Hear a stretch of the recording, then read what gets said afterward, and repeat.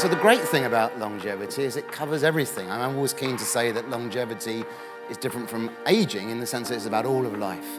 Of course, the trouble with that is it means you can talk about anything. And today we will kind of been talking about anything and everything. There's a science, but also there's a social science.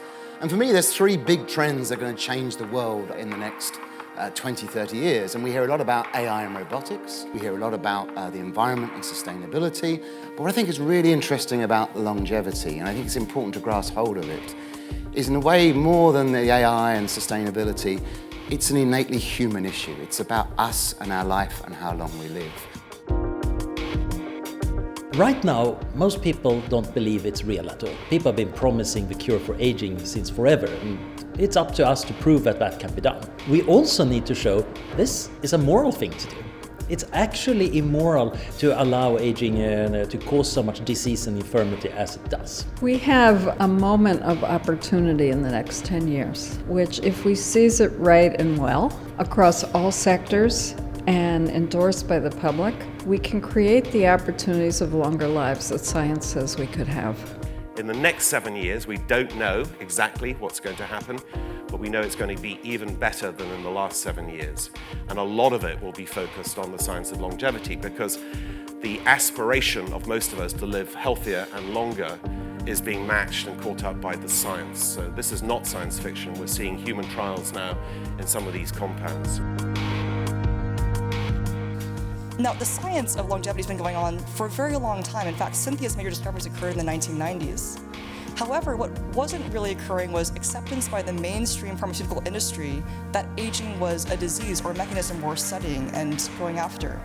For the general public, looking at how to do things, it will be along the lines of things like what kind of pension plan you want, what kind of life insurance you want.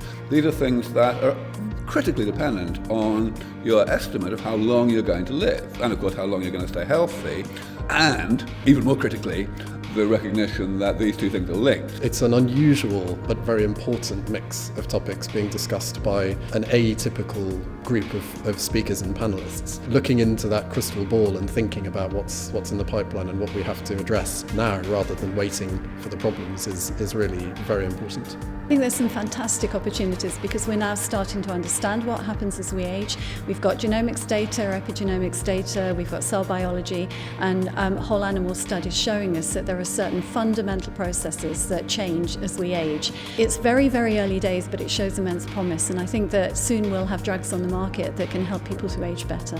The proportion of the population who are aged over 65 who are still working, who are in the labour market, so-called participation ratio, is double now what it was in 2004. So even in a relatively short period of time, one of the parts of this ratio that people focus on has doubled. First of all, I'd say I keep challenging this notion that we are sitting on a demographic time bomb. I mean, part of what I'm trying to do, which a lot of us are trying to do, is to explain to people that we need to be far less fatalistic about the future, and that at almost any age you can actually change your risk profile. When we have the drug that will improve health span, the television advertisement will say, this drug will improve your health span. And the side effects will include longevity.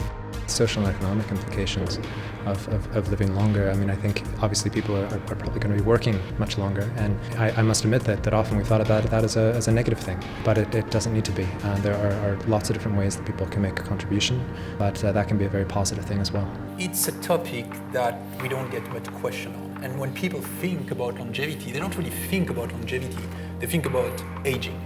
It's actually an investment thematic that doesn't work very well because it's not very well identified. The one part where you get money and where you see some success is more on the way to get older. That is healthcare, biotech, medtech. I think there you see interest because everyone wants to live longer, even though not everyone knows how they will use those years. But I think that's the key, and I think for the investor that's what we get. All this opportunity, all this innovation that's happening, I worry about access and equality. I don't want folks getting left behind in a new frontier. I'd like to believe that in a world that we have enough imagination to create new ways of living longer, that we can create new ways of accessibility.